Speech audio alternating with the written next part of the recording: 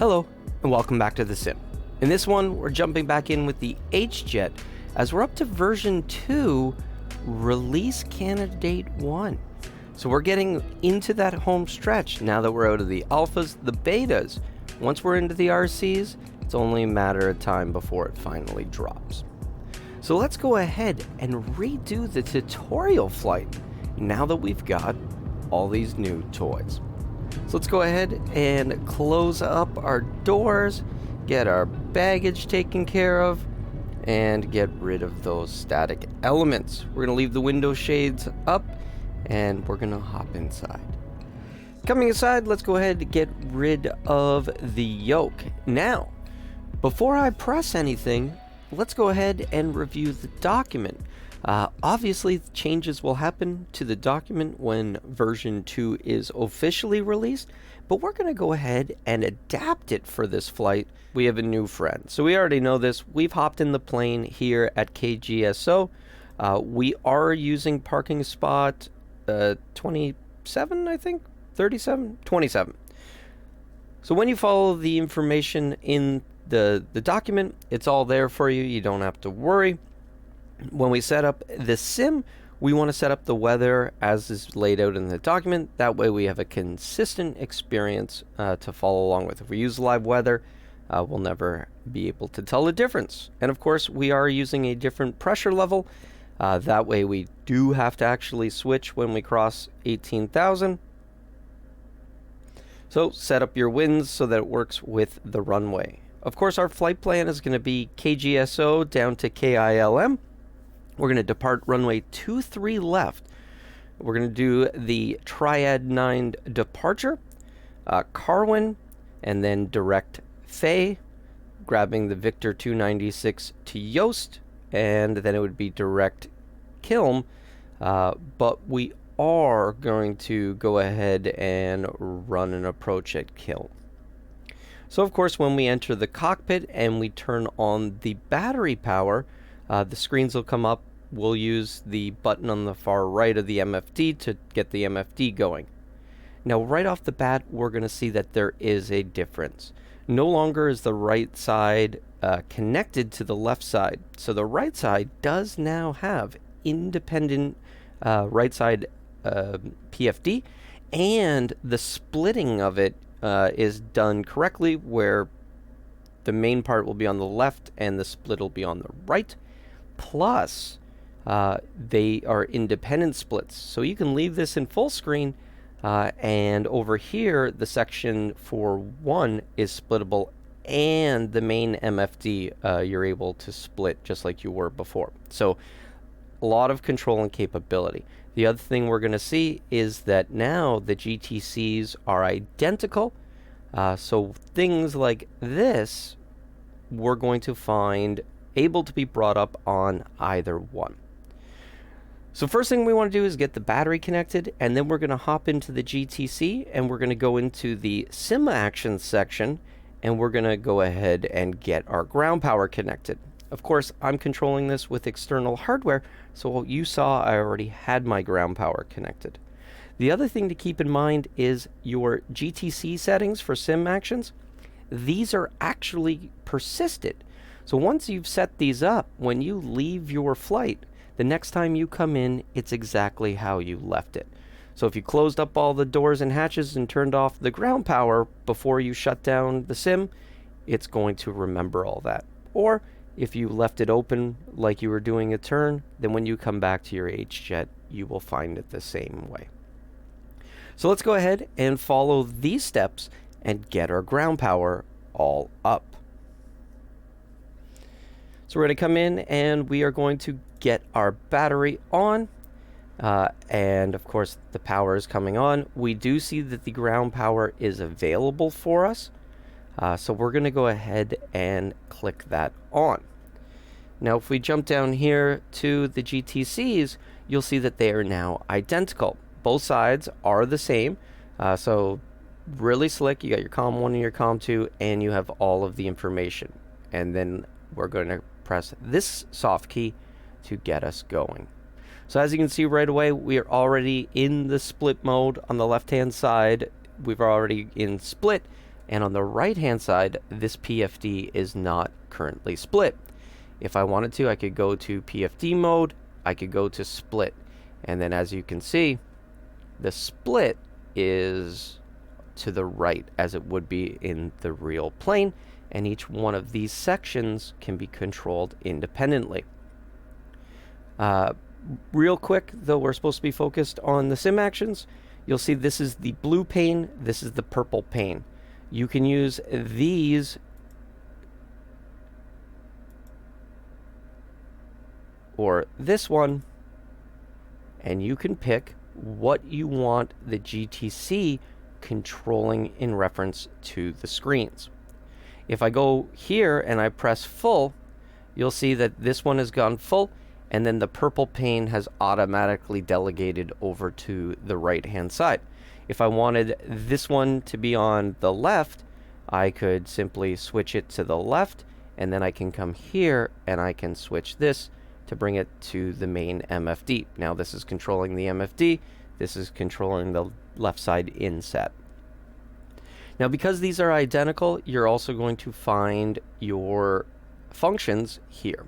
So if we go to Aircraft Systems, this is where we're going to bring up the Systems page, and this is where we'll find our sim options. So here we can come in and we can set up our load manager. So we've got our load exactly how we want set up. So let's go ahead and get a little bit closer so that everybody can see that. So we've got our fuel. We'll come back to this page in a moment. So our sim options. So the sim options does look slightly different because this is now using the new look. And we'll update that. Don't worry. So here you got all of your doors, you have your passengers, and you have the E2 mode. So not only does that give you auto throttle, it gives you deployable flaps, and it gives you the higher overall payload and what you're able to carry in pounds and fuel. All right, so now that we've got that and we do enable our GPU, now when you come over here, we can go ahead and get our external power on. So external power is on. We are no longer running on battery, and since we want over on the left hand side, we're going to bring in our status page. We can go to our electrical, and we can see that the electrical and everything is working great. And don't forget, there is that binding or the joystick button, which you have directly on the joystick here. And if you click on this, it will jump to your checklist. And if you hold it down, it will revert back to the place you last were. So if you have your joysticks bound like I do, I have all that functionality still there. Don't forget, some of this stuff does need H-event control, so third-party software, but lots of the hardware, including everything with the Autopilot, and there is checklist controls now for those buttons. Those can be found in the bindings document as regular events. So first up, we want to jump into the load manager, since we can now increase those values. So here, according to this, it wants us to run a pilot and a co-pilot, no passengers. We're going to throw in 25, we're going to throw in some weight. Basically, we want to get a zero fuel weight, 7,700 pounds, and then we're going to load 1,800 pounds of fuel. As mentioned, in version 1.07, the E2 mode was added, so that added auto throttle. It added more useful load and 300 pounds of fuel, so that's really good. So let's get at least to this step done. So jumping back in, and let's head down here. We'll get a little bit closer so everybody can see it. Go to our load manager. So we're going to go ahead and get rid of our extra passengers. Payload 550. So sure. We'll do that to match 2 people, and then we want 1,800 pounds of fuel.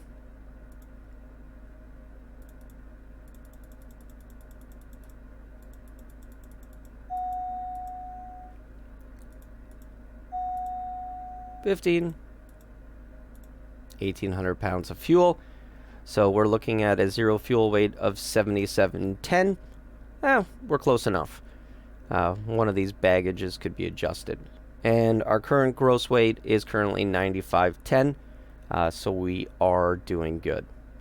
So at this point, we would go back to the document, and we've got this set up the way we want, and so as it explains, after completing this, we need to head to the initialization page, and we need to go through our pre-flight tests, followed by setting up our weight and fuel. So let's jump back into the cockpit, and let's go to initialization. So the initialization page, and it's very slick how it animates now. Looks awesome. So let's go to our system tests, and we're going to go ahead and run the pre-flight. So here we can see all the annunciators and the LEDs going off.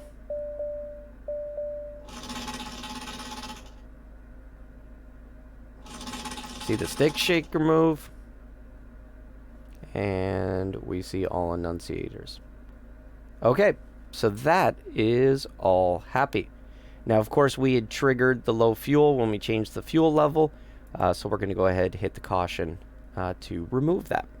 So, test is complete. We're going to go back, and we now have our check mark. Let's go to the weight and fuel, and of course, we can sync all from sim. So now there's a sync all button. So we can see we've got our crew and stores, we've got our payload, and again, we've got our cargo, we have our takeoff, and we have our current landing, which of course, estimated fuel at landing, nothing's going to be here currently. So we've got that, and we have our fuel, so we can go ahead and continue. So now we're going to go to our speed bugs. We're going to go ahead and sync from the sim, so pull in the data, calculates the tables for us, and we're going to go ahead and get those all on. If we want to go to the landing and have those on, we could, but I'm just verifying they're there, and we would enable them as needed. So we got V1, V2, VR, and of course, VFTO.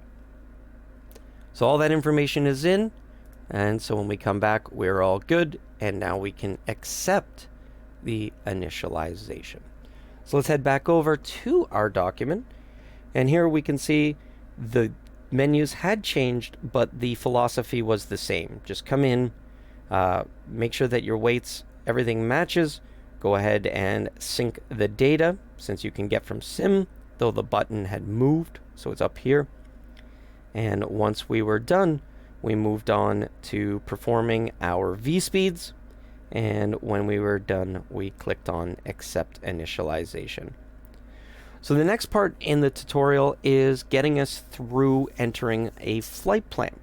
So at this point, we're going to jump back in, and we're going to follow along, but we'll read through it real quick in that what we need to do is we're going to add our origin, KGSO, add our destination as KILM, and then we're going to set up our departure, and then we'll set up our en route. These items referring to the charts obviously currently is not available. With version 2, the charts were removed by working title.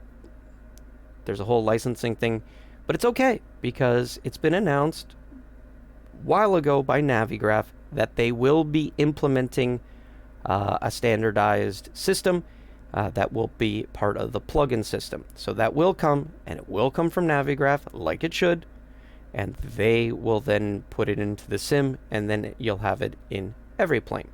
So until then, no charts. Use it externally. All right, so now we know all about the walkthrough. It tells us how to do all this, but we're going to do that together. So we'll just get to the next stage and head into the sim. So while we're here, we're going to go ahead and use the right one still. We're going to go to Flight Plan. We're going to add our origin. Man, I want a QWERTY keyboard. KGSO. Piedmont Triad. Yep, that's where we are. We are going to go to KILM. Wilmington. That's where we're going.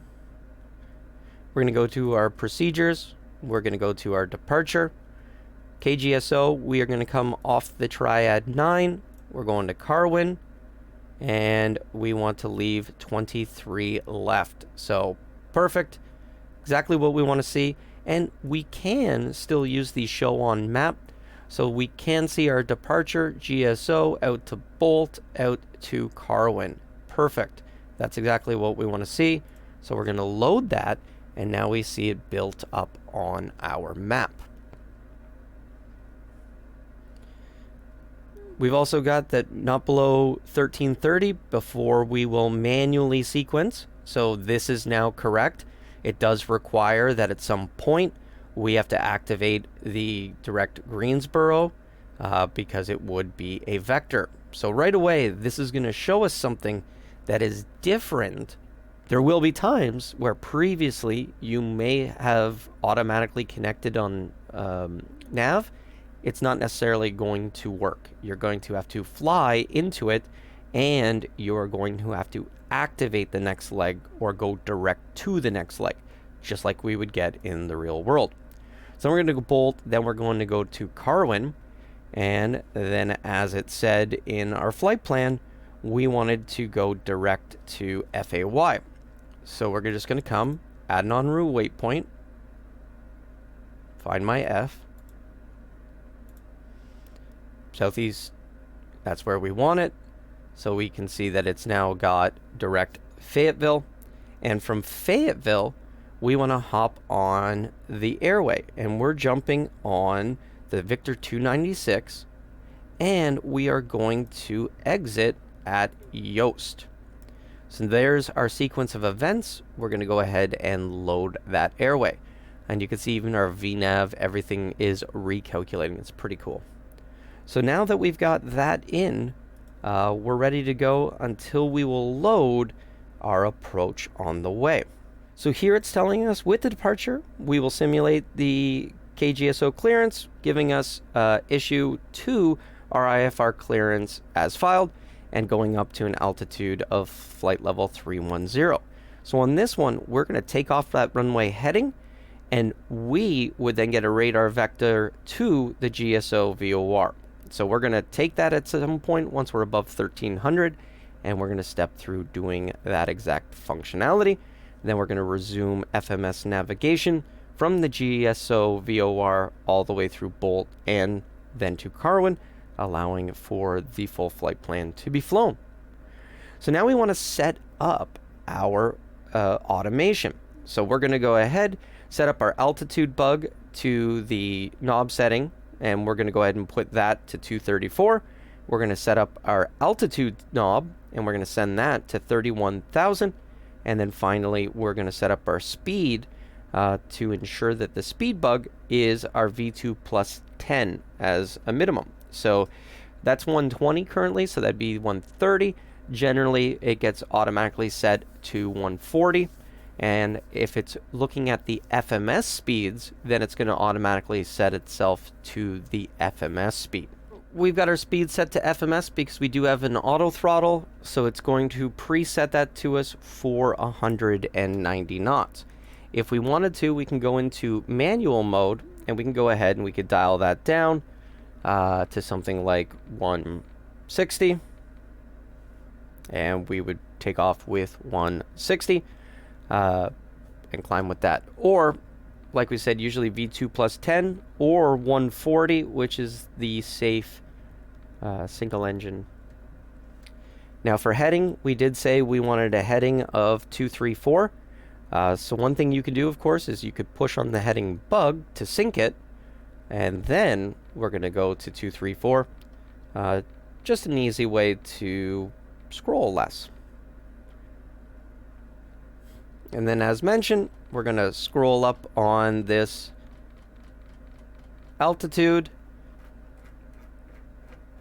And I have hardware, so I'm going to use that knob, because otherwise this will take forever.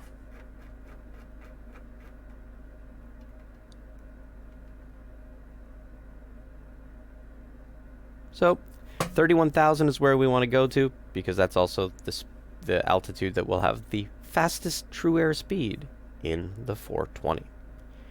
So now that we have that part of our automation set up, the document then takes us to the start of running the checklists. Like we said, you can, on here, you can actually bring up the checklists and you can go ahead and step through them.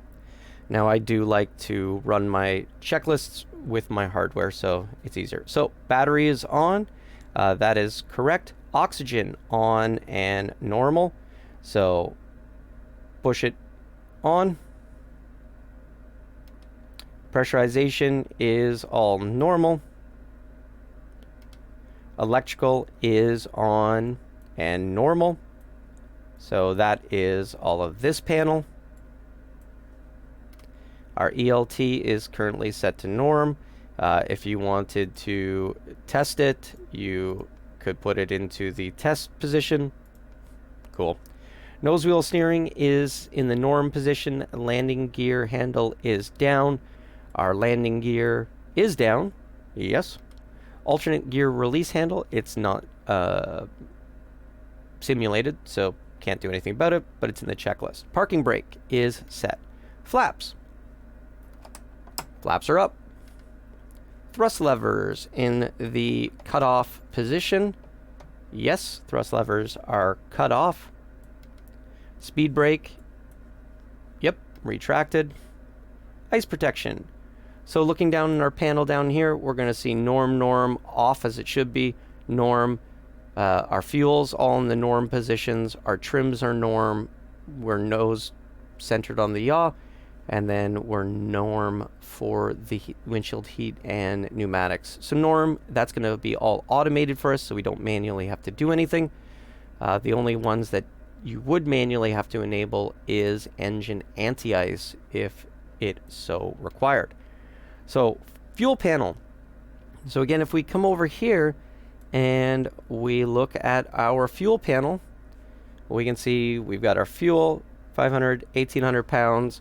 Coming over here, we see 1,800 pounds, and we've got our tanks and our center. Everything adds up correctly.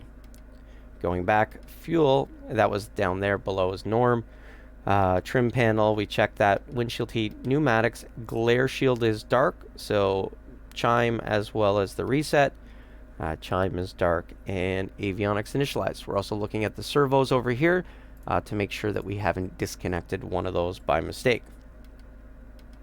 Next checklist we move on to is the normal start engine checklist. So passenger briefing, sure, we briefed them. Rudder pedals, those are adjusted. Seats and seat belts, so we've adjusted those, moved them.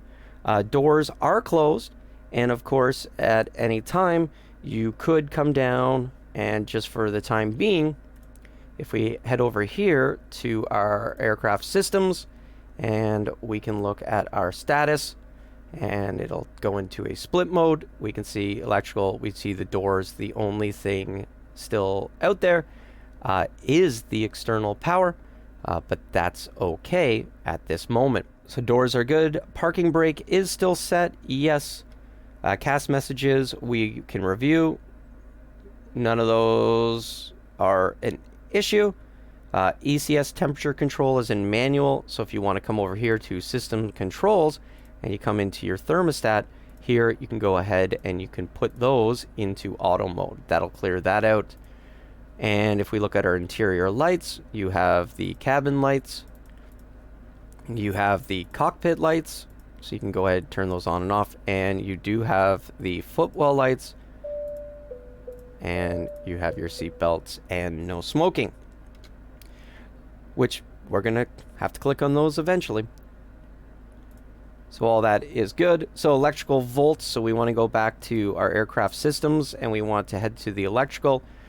Both our batteries are in 25.4, and of course the external power is 28.54, so we're still good there. So engine start, you press the start button and away you go. So let's go ahead and give ourselves a little bit of space, and remember the click spot to move these out if you don't have LVAR control in hardware, which you don't unless you use third-party software, SPAD, AAO, FSU IPC, MobiFlight, that kind of stuff. So we hit the start button and we go ahead and we put the throttle into the idle out of cutoff. And during this point, we're just going to keep an eye on this.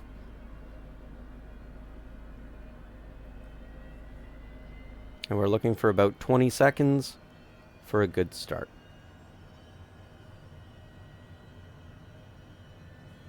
Everything is in the green. It's coming up nicely.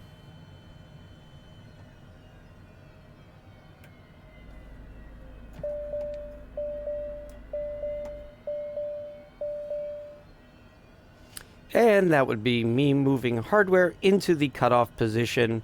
Luckily, we were able to put it back to idle before it dropped itself out. Have to remember to do that. So let's go ahead, get our other engine going.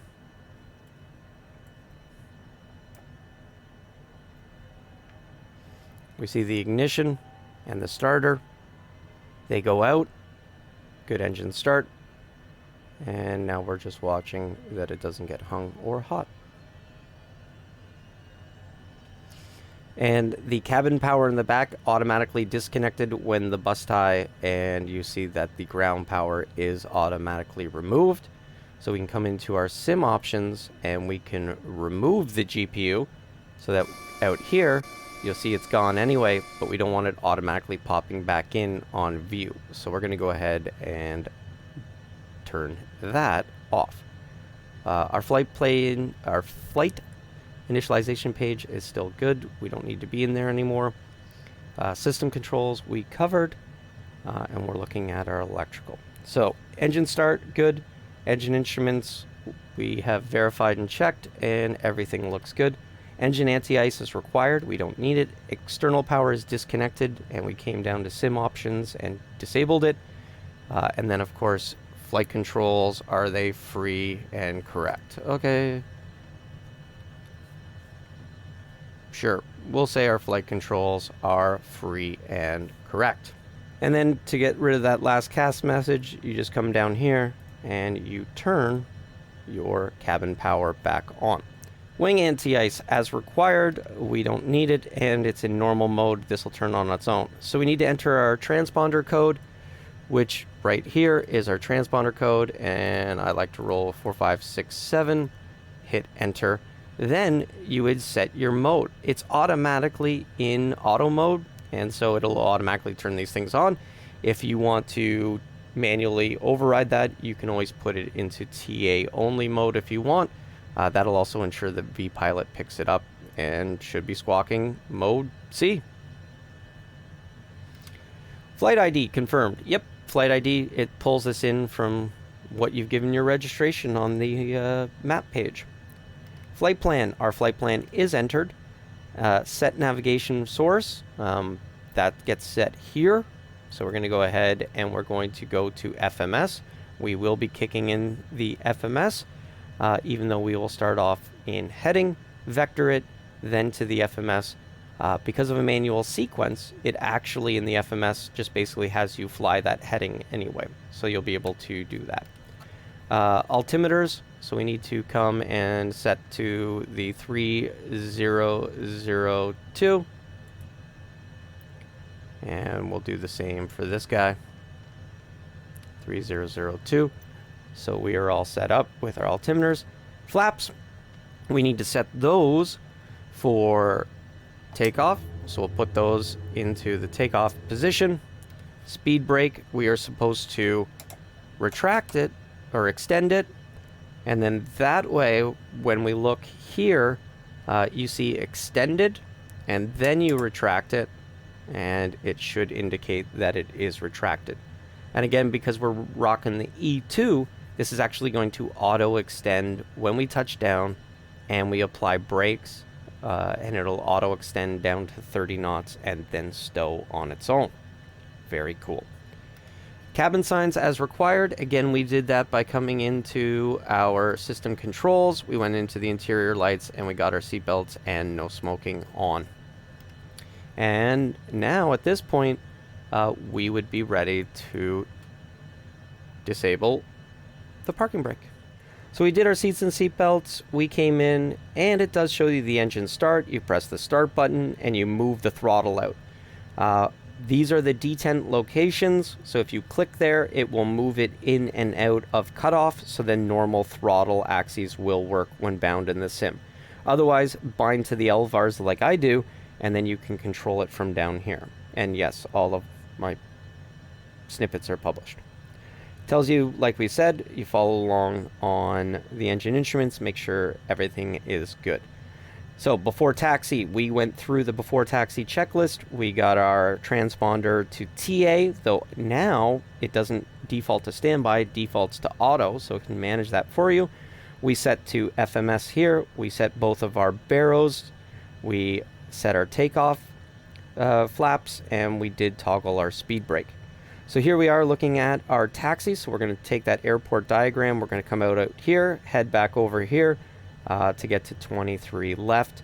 We're going to check the brakes, we're going to check nose wheel steering, and we're going to check the flight instruments that they are turning in the correct direction. Lighting. One of the things about the HJet, as most know, is lighting is automatic, so you want to make sure everything is in the normal position, and it will manage the lights for you. So when we come back down to here and we go to our aircraft systems again, when we're talking about exterior lights, all of these will be in the norm position.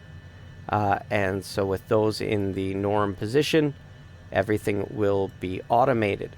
And so when you look on the systems at the status page, you're going to see that these are currently all off, but the beacon and nav automatically came on because we started up the engines. And those are magenta, telling us that they're in managed mode. So as we said in that system's control, if I was to take the taxi light and I was to put it to on, it's going to change to the blue cyan color because now I'm manually controlling that. That's not under jet control. If we come back to norm, it's going to go and set all those. So now that we've got our lighting exactly how we want it, we would be up to the before takeoff checklist. So we're going to jump back into the jet. We're going to go through that brakes, that nose wheel steering, and the flight instruments. So we're going to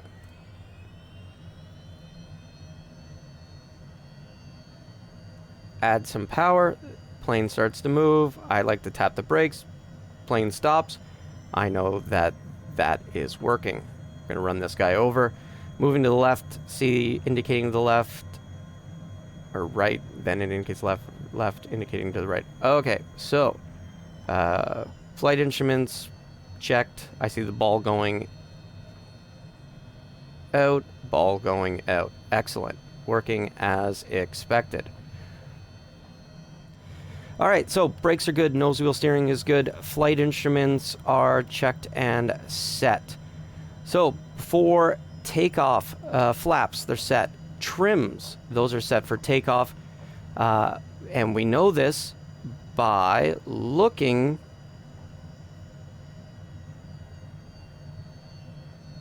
we'll just slow down and stop here first.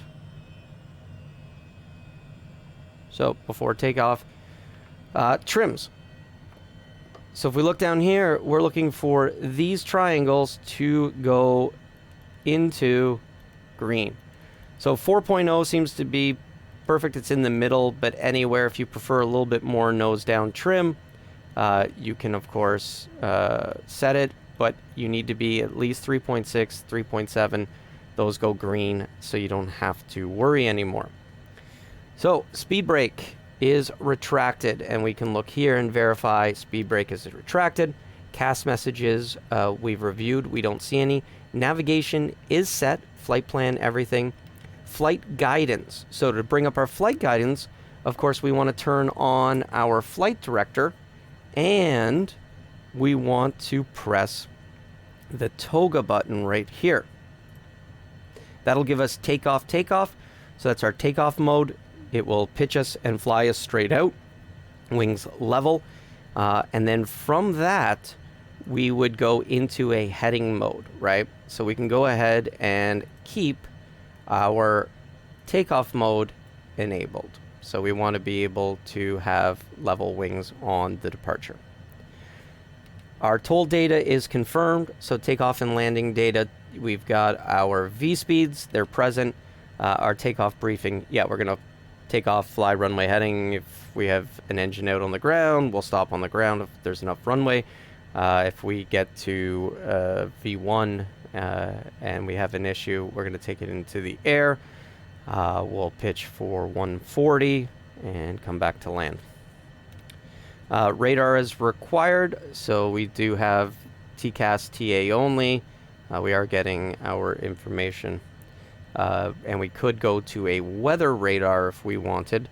So if we go and we move this guy to the right and we go and say we want weather instead, it's going to pick up our weather for us. Of course, we're not really concerned with that. And we'll set that guy back to the map. So we see our map. Ice protection as required. After takeoff, so landing gear goes up, verify yaw damper comes on. Make sure to get the flaps up once we're over 130. Thrust levers go into MCT. Now this is where we're going to be different because we're going to use the auto throttle even on the roll and let it manage it and use the FMS speeds to work once we get going. Flight guidance. So once we're in the air, we're going to have to do a heading mode, get direct to on our manual sequence leg, and then once we're direct to, then it will intercept the nav mode and fly us into nav mode.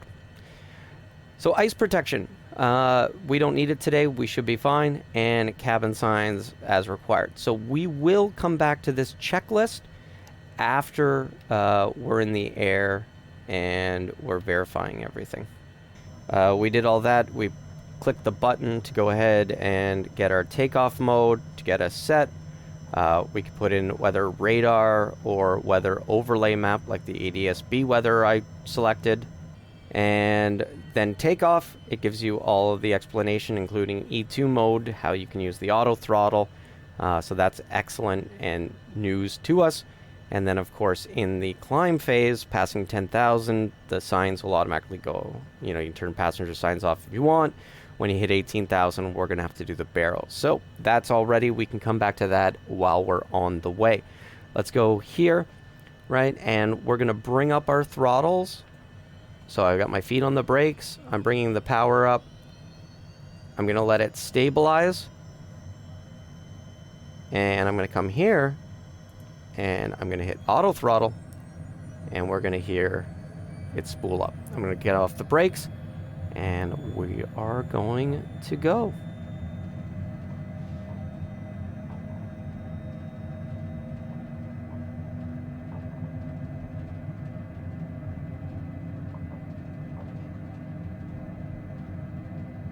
V1.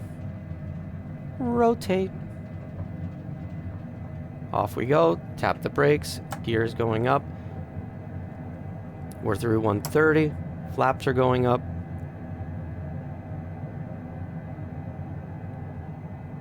Yaw damper automatic comes on. We cleared 200 feet. That's great. So we're in this takeoff mode. I'm going to go ahead and I'm going to put the autopilot on. Obviously, it's a little bit early. So here we're going to go into heading mode. So we're flying our runway heading. So heading mode. And then we're going to go ahead and we're going to go into flight level change. So now it's going to pitch for 200, so it pitches up a little bit, and it's going to use the FMS speed. So now that we're doing that, we might now, because we're through that 1300, we now get a heading. So we're going to fly a heading, and I'm going to head towards GSO already. And so now what we can do is we can come down here, we can go to our flight plan, and we can hit GSO, and we can hit direct to, and we're going to activate the direct to. So away it goes, and then we can come up and we can hit nav, and because we were already on an intercept course, it goes into FMS mode, and we start flying to our point. And now that it is sequenced, because we were so close, it's going to turn in and capture that leg. We're looking and we can see taxi, landing lights are now off, recognition is on, ice light is off, and strobe, beacon, and nav are all on. As we're coming through, you see our speed switches to 210, so we're no longer restricted, so we're into our climb speed. We're not stuck to the 200 knots within the airspace. So we're on our way to Bolt. Life is looking great. Next up is going to be setting Baro standard.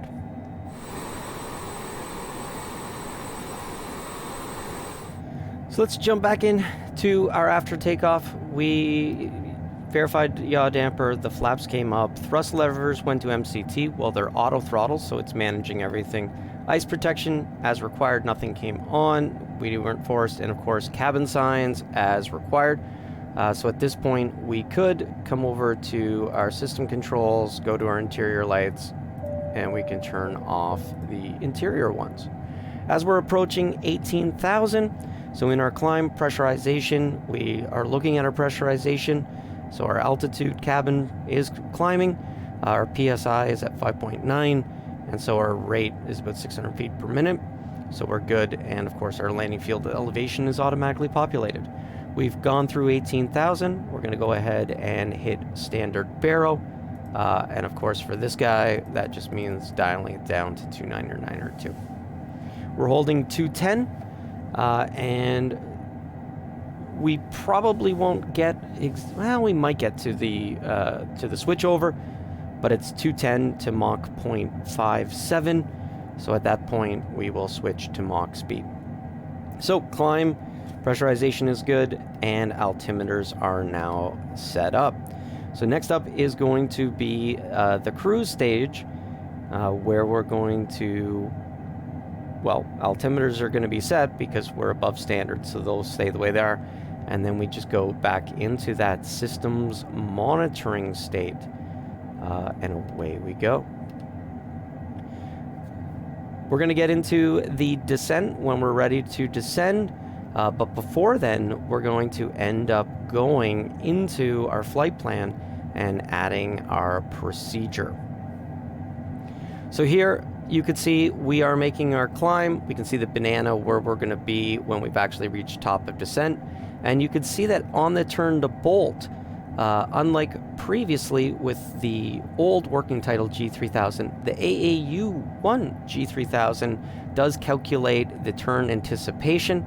And so shortly after crossing Bolt, we're now going to have a nice, beautiful turn that is going to take us and join us up on our airway. Or I guess, sorry, our direct to Fayetteville, which at Fayetteville, then we'll get our airway. But man, those are beautiful looking calculated turns. Pretty impressed with what working title has done. And since we don't really care about the Connex weather, let's go ahead and just put this thing into full screen. So we'll be able to see more information from our vertical situation display, as well as we're going to see that turn.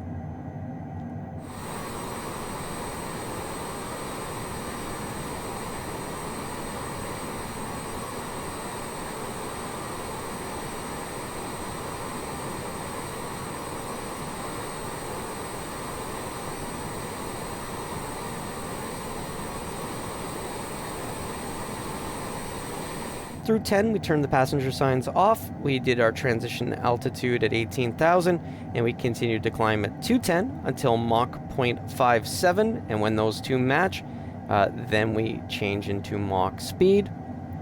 For now, we are still climbing and keeping an eye on that. We're currently Mach 0.54. So once we get to cruise, we're going to level off at 31,000. That is the fastest speed, 420 knots true. And with the E2 mode, the auto throttle and the FMS speed is going to automatically change, and it's going to set itself to 270 at 0.72 Mach. And right at the passing 210.57, it automatically changes now to Mach mode. So if you come into your flight plan section as well, if you go to the VNAV page, where of course VNAV is enabled, that's where you could set your climb schedules, right? So you got your climb 210 to 0.5. Below 10,000, it'll speed limit 250.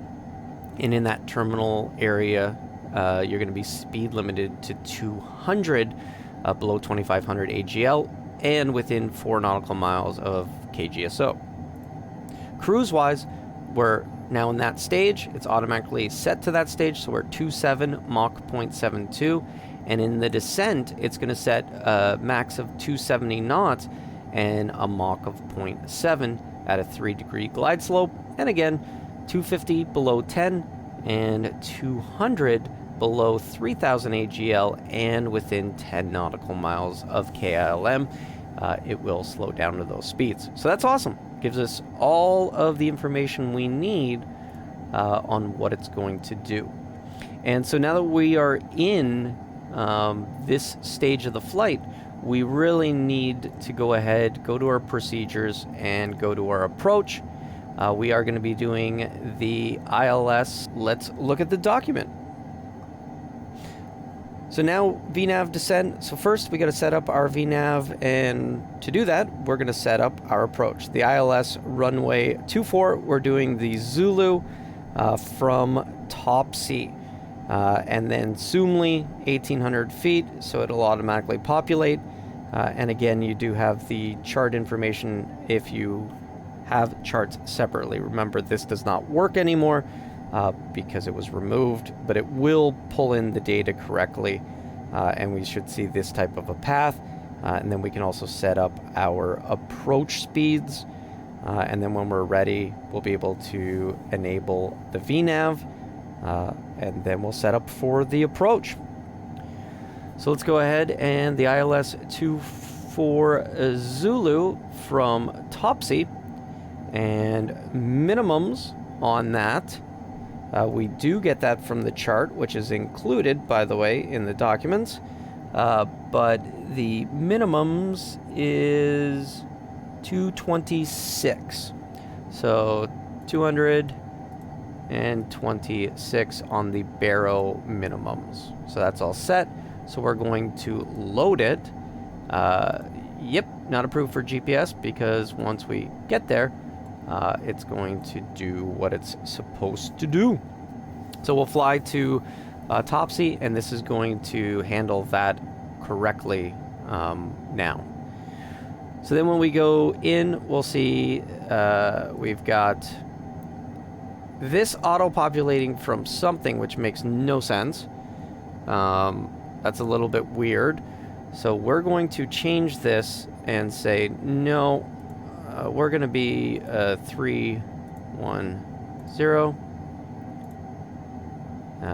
Enter. Let that recalculate. And there we go. So 310, and top of descent is going to happen somewhere with Yoast. And you jump to the appendix to the charts. We did load a set of charts in here. You will see that there is a hold in lieu of procedure turn. So we're going to come to Topsy, and then we're going to do the outbound. It'll turn us. So this is the proper way to run the approach versus the way it used to run it. And again, 226 on the ILS. So that's all good. So we can come back into the cockpit, and this is going to allow us to follow along. So again, now we need to set it down, and we can go all the way down to that Soomley, which is 1800. So we can see 1800 at the FAF. So we can go ahead and we can dial down our altitude all the way to 1800 because we're going to VNAV all the way down, and the plane is going to manage the rest of that for us. And if you go to your VNAV, you can see that VNAV is enabled. Top of descent is in 2 minutes and 51 seconds. So at this stage, we can go ahead and go to our checklist, and we can see that landing field verified, yep, 69 feet. Engine anti-ice is not required, and altimeters at the transition altitude, they will go to 3002, which is what the Baro is set up for because we set all that information already. Next up on the checklist is going to be the approach. So seats and seatbelts and signs, those will be set. Passenger briefing, there is no passengers. Cabin signs, we'll set those. Avionics, technically are set now, but we'll make sure to load the landing data, set and confirm. CAS messages, approach briefing, and flaps. So we are 153 out, usually 1 minute to top of descent, and then we can enable the VNAV. So we're going to go ahead and click it now. It does accept it. So VALT is going to hold 31,000. Path is armed, and we've set 1800 as the lowest that we will go. And we see our information coming in on the right-hand side as well. All that's there. So we're going to go ahead and come back to our aircraft systems. We're going to check the environmental data. That all looks good. Double check our electrical. We're going to have another look at our fuel, and we can see that we're almost out at center tanks, and we're going to be moving to the wings next. We've got our hydraulic information. Everything looks good. And then under ice protection, we can see this is all currently on. But nothing is needed for any of the wings or the engines. So all of that is good. We can go ahead into our controls though, and we can come to our interior lights, and we can just go ahead and get those on. So we've taken care of them. And then on the right hand side, we can see that we are approaching top of descent. And we can see our VNAV path V is coming in for intercept.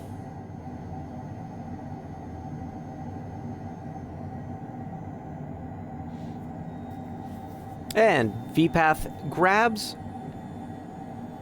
And now we're on our way down to our restrictions. And when we look at it, we can see there is a restriction at 2,000 feet that we will reach at Topsy, which will be ahead of Soomley. So this is great. We can go down to 2,000. It's going to restrict us, and then on the way inbound, this will drop to the 1,800 at Soomley, which we're allowing ourselves to VNAV all the way down to. Because of the auto throttle, it is going to try to maintain that Mach 0.7. The switch over will happen, and then it will keep it to a maximum of 270 as well. So that's pretty cool. We're on the way down now.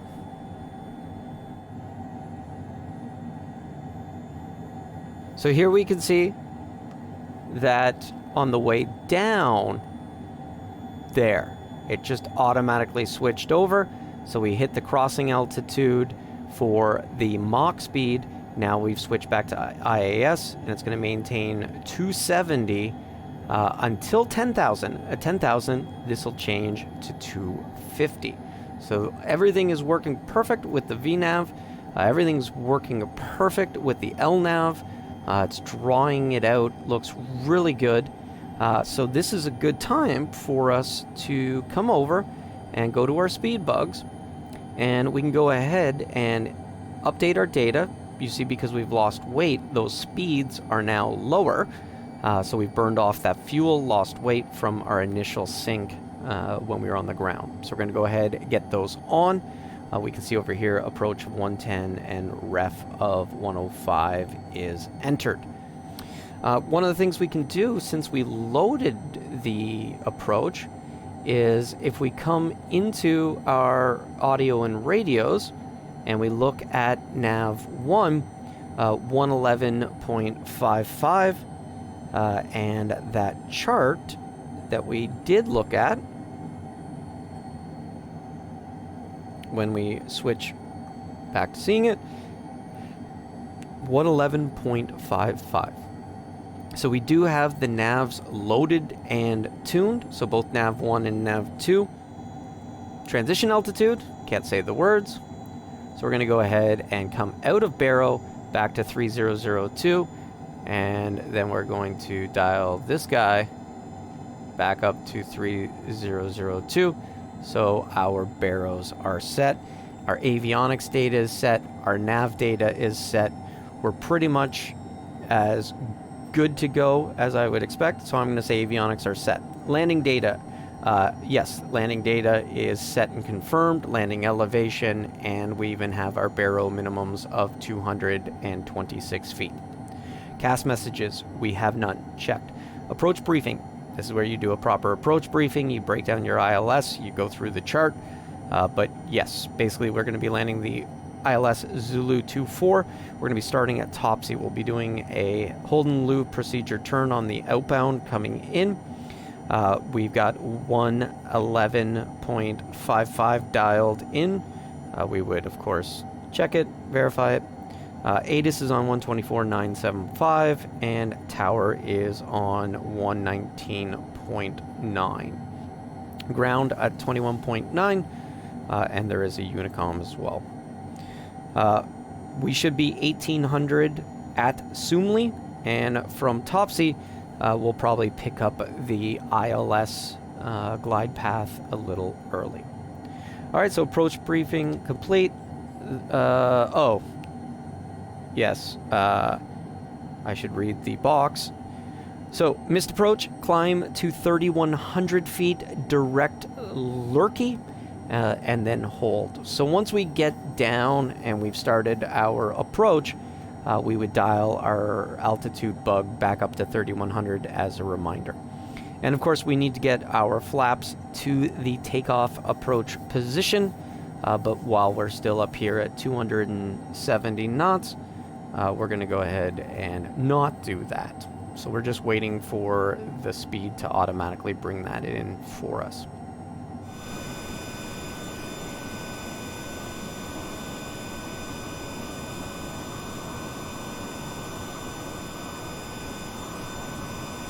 We can see that the hold parallel has come in, so it will be entering the hold in lieu of procedure turn.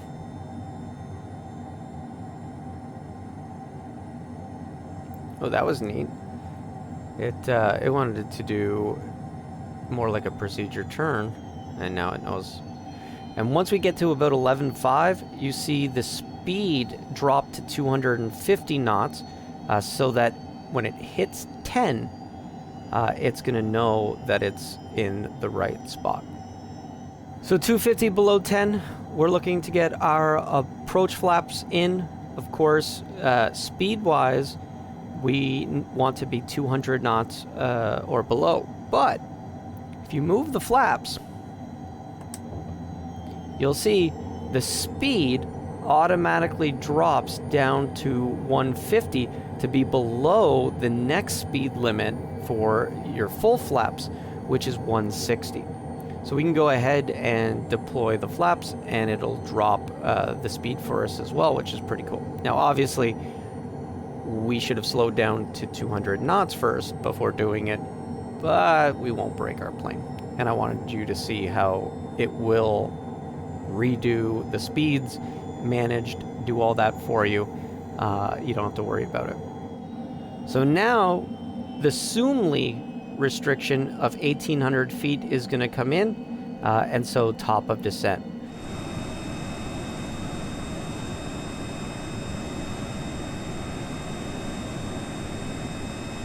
Quick review, final Sumli, we're going to go nav to loc. This should automatically change now that it's been updated AAU1, but if not, we'll manually switch over afterwards. We want to make sure we're on approach mode, and then we're going to clear off everything 200 feet above, disconnect the autopilot, and disconnect the auto throttle.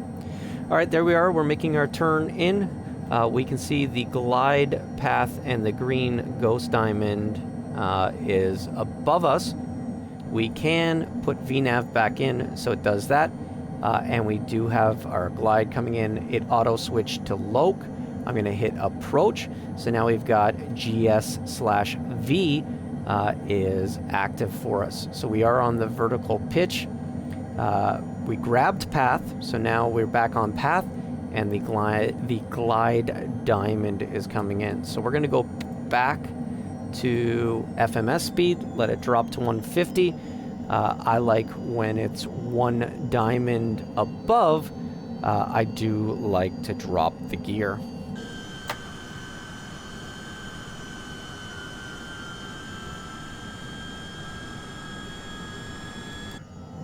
So gear goes out, speed is 150.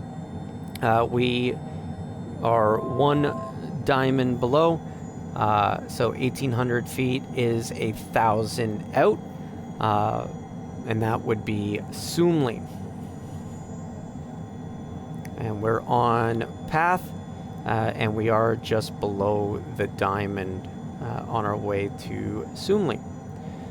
At some point, the diamond is going to come in, and as you can see, we're already on the Loke at least, but as soon as that diamond captures, then this will go from a VPATH altitude select, and instead GS is going to go straight up here into the green, and we will be on it.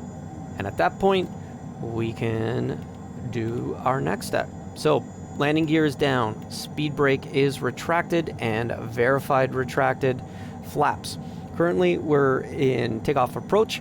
There is no ice, so as soon as we capture that last diamond, and there it is, we are now on the glide slope as well. I'm going to go ahead and put out full flaps, and you'll see that speed goes to the V approach automatically. So it's going to drop to V approach, and then once we're inside, it's going to go down to V ref as well. So there's the outer marker, and we can hear it. And we can mute it, because I have a button for that. Airspeed, we want VREF before landing, so we're going to be looking to drop to VREF, and then autopilot, yaw damper, and auto throttle is all going to disengage at the 200-foot minimums mark. Okay, normal landing, thrust levers go idle, brakes will apply, and we're going to verify that the speed brake extends, because again, it's supposed to automatically do that now with the E2 mode. So here we are, we're established. So many more things are handled for us automatically, which is great. VNAV was perfect, LNAV was perfect. The switchover from FMS to Loke happened automatically as well.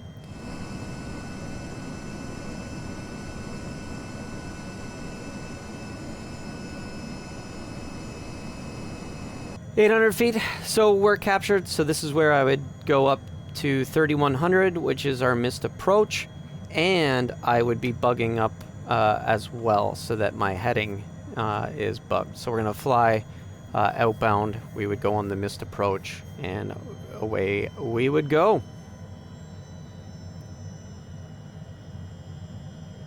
And of course, we can see the missed approaches are now drawn. It's out there.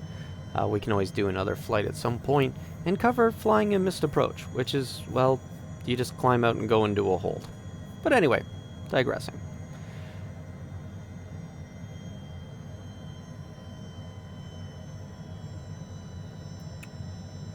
$200 to go to minimums.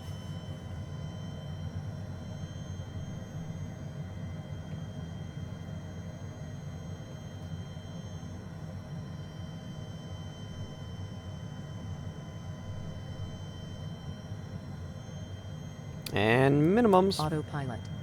Minimums. And auto throttle as well should have gone out. Yaw damper. Auto throttle. And close.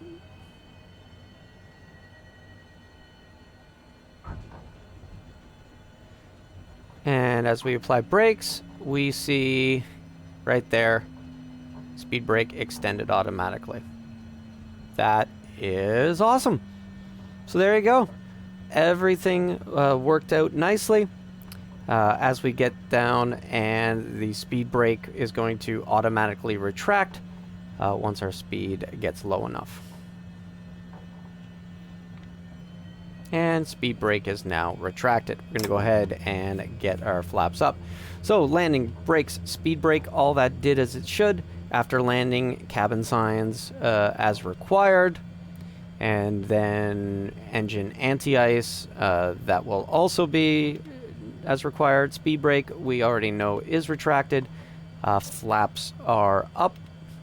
And trim will be in the green.